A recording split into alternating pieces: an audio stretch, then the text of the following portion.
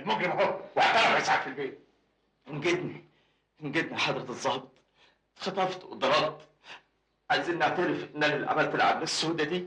كذاب يا بيه، ما تصدقوش. كان حاطط السكينة في رقبتي وعايزني اعترف على حاجة أنا والله العظيم ما عملتها يا حضرة الظابط. يعني مش انت اللي عملت كده؟ هو ده كلام يدخل العقل؟ دي امل بنت بلدنا، عرضنا وشرفنا.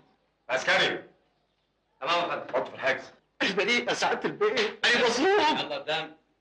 هتسلمنا اخويا؟ والله مش من سلطتي افرج عنه. امال من سلطه مين؟ وكيل النيابه هيوصل بكره، هو اللي هيقرر. لكن جسر اعترف تحت تهديدك، لكن انكر قدامي. ما تلعبش بيا يا حضره الظابط.